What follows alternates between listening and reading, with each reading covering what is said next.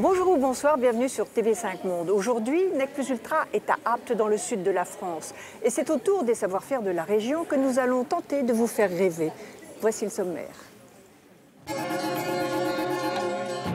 Les faïences d'Apt font rimer tradition et création. Rencontre avec un nouveau maître de la brocante. Visite de l'atelier d'un artiste à la volonté de faire. Pour commencer, je vous emmène chez l'un des derniers créateurs de faïences d'Apt, l'un de ceux qui savent encore mêler les terres en de somptueuses pièces de vaisselle et de décor. Je vous présente Alain Rigaud, c'est juste à côté. Depuis 3 siècles, Apt est célèbre pour sa faïence fine, un savoir-faire qui a même son musée depuis 2003. Installé dans une ancienne usine de fruits confits, il retrace l'évolution des techniques des potiers. Près de 250 pièces de faïence sont exposées. Leur particularité, leur aspect marbré grâce au mélange de terres de différentes couleurs. Autrefois, toute famille raffinée possédait de la faïence d'Apt. La faïence d'Apt, c'est le premier fleuron de cette aventure industrielle qu'évoque ce musée ici. Et la première période, ça a été dans Castellet, 18e, avec probablement, je dirais, des ouvriers italiens qui savaient déjà beaucoup de choses sur la faïence. Et puis la deuxième période, qui est la grande période industrielle que nous avons ici, représentée par le 19e, dont le point, je dirais, d'apogée est en 1860, qui va trouver une période évidemment très difficile qui va suivre, qui est celle de l'arrivée du chemin de fer, qui va concurrencer tout de suite, je dirais, le produit aptésien, avec Sarreguemines, avec Luménéville, avec toute la porcelaine anglaise, etc. Et puis ensuite, alors la troisième phase, que nous vivons encore aujourd'hui, et qui est celle de l'artisanat. L'artisanat qui va, lui, de son côté, se replier sur la spécialité technique, car on trouve aussi à Apt une espèce de grande fidélité dans les techniques et dans les formes et dans les couleurs. Une production favorisée par l'abondance de terres argileuses. La grande diversité des terres de ce pays, notamment on dirait en gros du Vaucluse, si vous voulez, a fait l'objet d'ailleurs de plusieurs communications de savants, car c'est un territoire tout à fait exceptionnel au niveau minéralogique. On trouve dans le Vaucluse toutes sortes d'argiles qui sont plus ou moins oxydées, avec des jaunes et des rouges, et toute une gamme même de jaunes, du jaune de Naples en allant jusqu'au jaune le plus foncé. Donc cette extrême richesse, cette extrême diversité a fait que les terres flammées, donc les terres mêlées si vous voulez, ont pu se maintenir au niveau artisanal, même s'il y a une fidélité au jaune. Depuis 1986, la famille Rigaud perpétue la tradition des terres mêlées. L'atelier réalise des copies de modèles anciens et propose des pièces contemporaines. Chaque plat est le résultat d'un processus long et précis.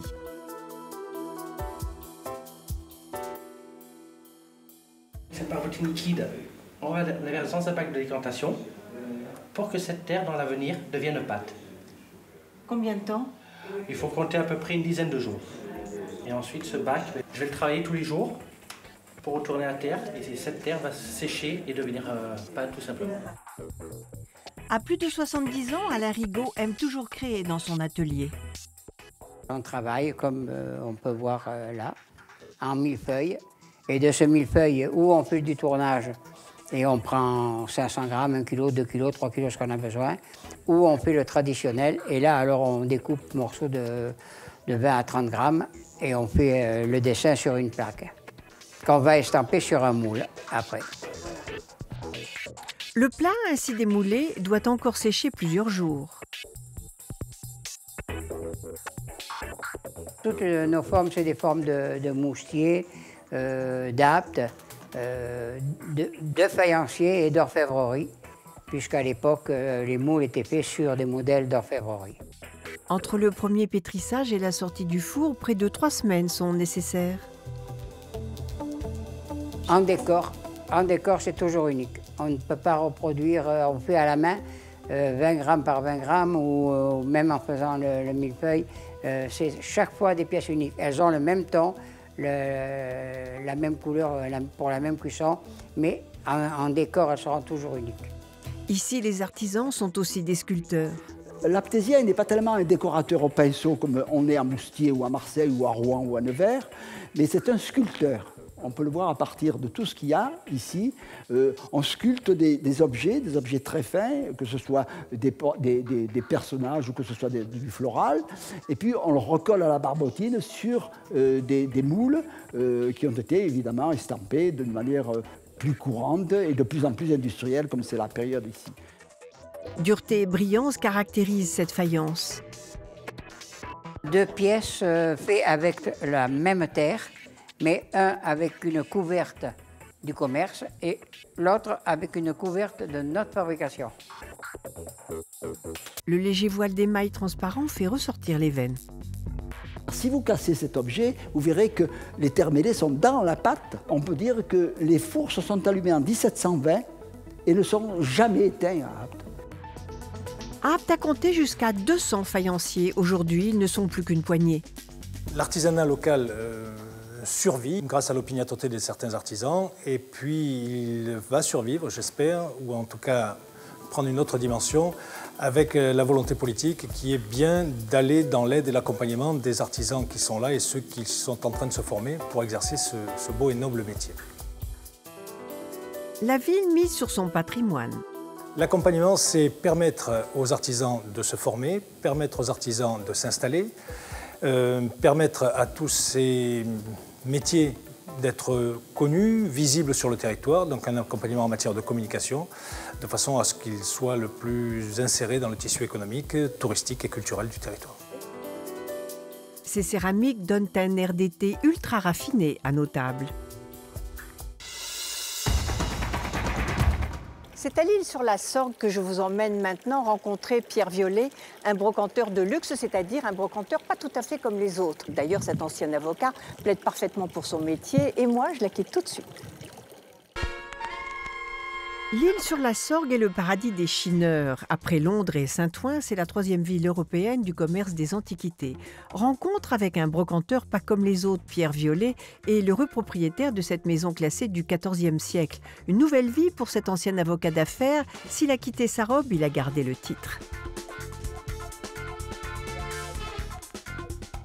Ça ne pouvait être que mon cher maître.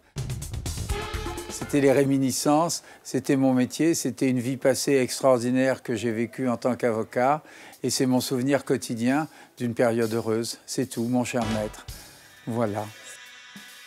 Le maître des lieux a choisi chaque objet avec amour. Je n'ai acheté que les objets que j'aimais, ceux qui m'ont fait des clins d'œil. En définitive, c'est aimer posséder. Et il est toujours très difficile, surtout lorsqu'on n'est pas de ce métier au départ, à un moment donné, de prendre la décision de se séparer de ces objets. C'est un arrachement. Et on essaie de rechercher le client qui va mériter qu'on lui transmette. Non pas tant qu'on lui vende, c'est un peu trivial la vente, c'est un point de passage obligé, mais c'est trivial. Et qu'on lui transmette cet objet dans lequel on a investi de l'amour, de la tendresse, parfois de la passion, mais qui, au bout d'un certain temps, devient extrêmement encombrant lorsqu'il est accompagné de tellement de compagnons qu'on ne sait plus, en définitive, en parlant au quotidien, où les mettre. Une passion pour le beau et l'insolite transmise par son grand-père. Mon grand-père Gustave Violet, architecte et qui était surtout sculpteur, occasionnellement peintre, s'est avéré être un ami cher d'Aristide Maillol, dont il a même été le témoin de mariage. Et autour de mon grand-père et d'Aristide Maillol, en Catalogne, à cette époque, l'école de Céret, ont évolué des gens extrêmement connus, Matisse et d'autres. Et je dirais que j'étais imprégné de tout ça, mais comme on s'imprègne sans s'en rendre compte, sans le savoir. Et j'avoue que plus tard, à un moment donné, ça finit par ressortir. Il aime partir au petit matin dénicher des trésors. Au départ, c'est pour moi que je chine. Des choix guidés par une seule loi. Et c'est l'objet qui vous choisit. À un moment donné, cet objet, on le voit et c'est lui qui vous attire, c'est lui qui vous appelle et vous répondez à l'appel de l'objet. Mes objets sont authentiques. Je m'efforce de trouver des objets qui est une âme. C'est un peu pompeux quand on parle de brocante de dire l'objet qu'il va avoir une âme, mais ce sont ceux-là que je recherche, ceux-là que je trouve, ce sont ceux-là qui m'appellent. Pierre Violet aime particulièrement les œuvres d'artistes méridionaux. Et ça, c'est l'effet de hasard. Un jour, j'ai vu une pièce, j'ai dit, mon Dieu, que c'est joli. Qui est cette personne? Personne ne savait. J'ai cherché dans des livres, j'ai posé des questions. On m'a dit, c'est un tel qui habitait à tel endroit. Et puis, j'ai voulu en avoir une seconde, une troisième. Et puis, vous savez, après, on devient chasseur. Hein, on prend sa besace et on va partout essayer de trouver l'objet en question, l'objet de cet artiste-là. Il s'est constitué une collection de majoliques, d'imposantes poteries venues d'Italie.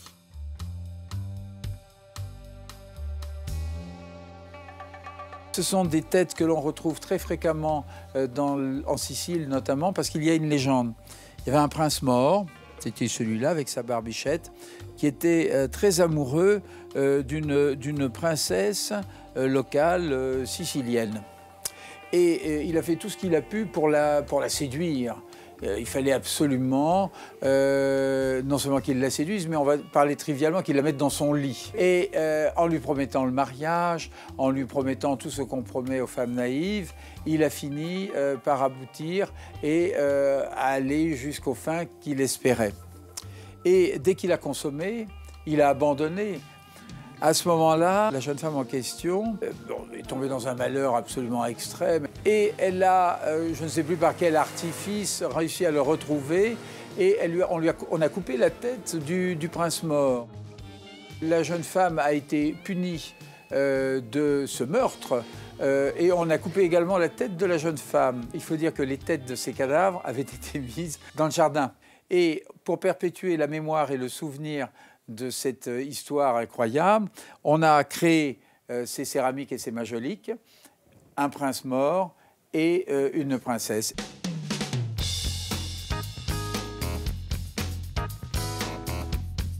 L'ancien avocat plaide pour des prix vrais. Voici sa défense.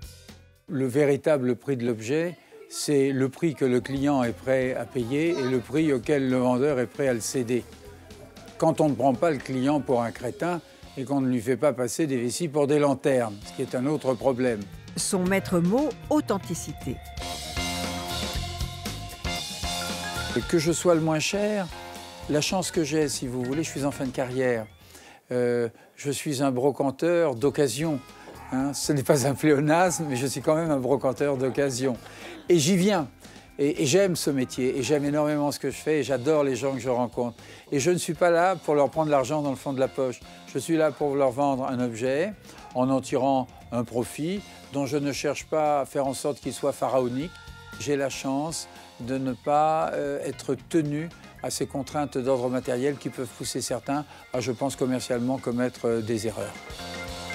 Malgré une vie déjà bien remplie, Pierre Violet a toujours des projets. Est-ce que j'ai encore des rêves? Oui, je pense qu'on a toujours des rêves. Mais en qualité d'antiquaire et de brocanteur, c'est de faire plaisir. Faire plaisir en se faisant plaisir, et si c'était le secret du bonheur?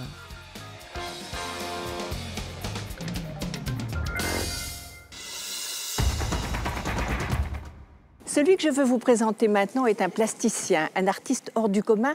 C'est lui qui décore les plus belles maisons du Sud et surtout celle du Luberon, c'est l'homme de fer, ou plutôt le génie du fer qu'il travaille avec une audace et une maîtrise qui forcent l'admiration. Rencontre avec Serge Paiocchi. Ses créations surprennent par leur audace esthétique et leur originalité. Serge Paiocchi a une volonté de fer qui fait plier tous les métaux. Né à Apt, il s'est très tôt passionné pour le fer forgé et c'est petit à petit que l'artisan est devenu artiste.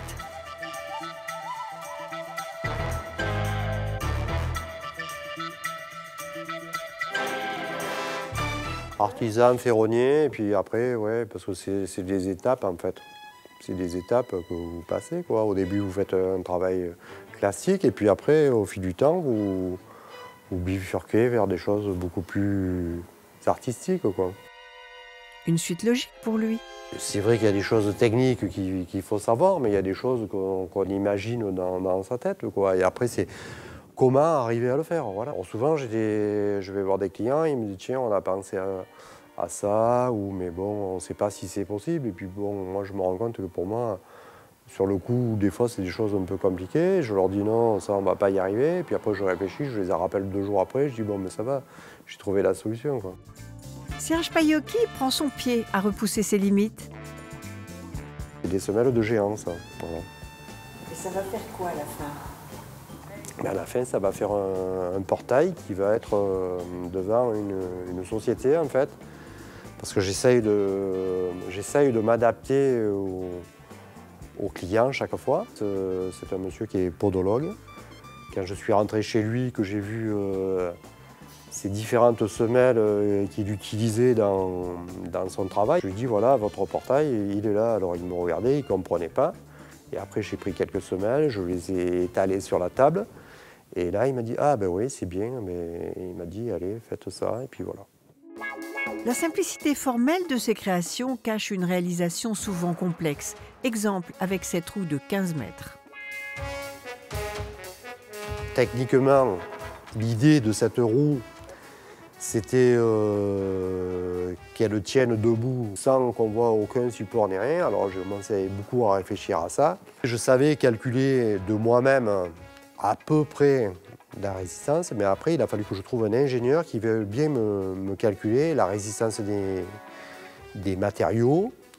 Et il m'a tout rentré dans un ordinateur pour avoir les forces du vent et tout ça, pour que ça tienne debout. Et c'est assez impressionnant parce qu'on a vraiment l'impression que cette roue, elle a roulé dans l'herbe et qu'elle est restée là et on ne sait pas comment elle le tient, quoi.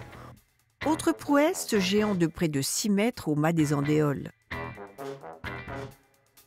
J'adore m'inspirer de la nature, tout en essayant de faire des choses contemporaines. Mais après, je me suis rendu compte que il y a des ferronniers une centaine d'années qui faisaient des genres de rampes et de portails comme je fais maintenant.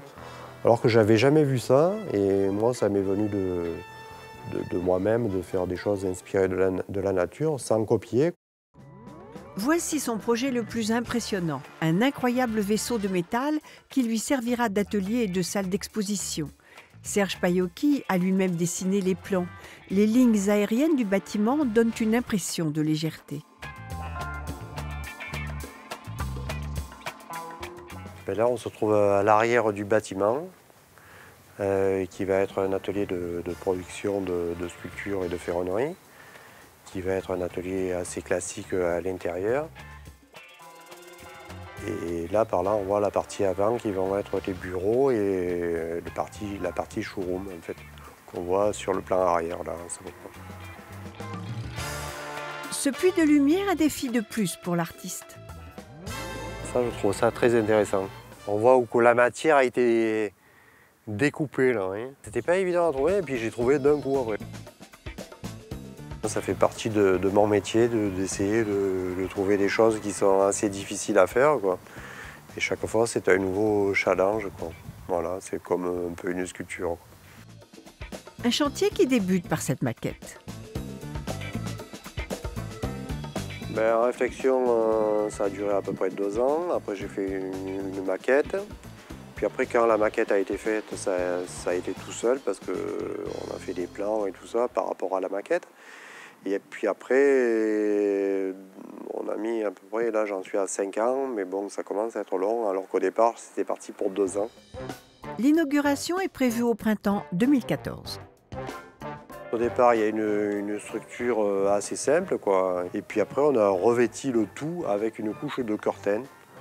Alors après, vous allez me dire, ça va chauffer. Et puis en fait, non, pas du tout. Parce qu'en fait, ce qu'on a fait, c'est qu'on a fait une ventilation. Ça chauffe les plaques par l'extérieur. Il y a une ventilation qui se fait, une convection naturelle. Ça remonte l'air. Si vous voulez, l'air chaud a tendance à monter. Donc ça fait une ventilation permanente. Et si vous mettez la main entre le mur en briques et le curtain, ben, c'est complètement assez frais même. Cette réalisation sert aussi de vitrine à Serge Paiocchi pour montrer son savoir-faire. Pas encore fini, elle a déjà attiré plus d'un regard. Si c'est pas moi que ça inspire, ça va. J'ai déjà des clients qui me disent que ce serait très intéressant de faire une maison dans ce genre. Et le parc du Luberon sont venus me féliciter 2 fois pour mon projet en disant qu'ils trouvaient ça magnifique, que ça s'intégrait dans le paysage. Cet artiste hors du commun collabore aussi avec de grands sculpteurs européens comme Patrick et Anne Poirier ou le Britannique Robert Bradford.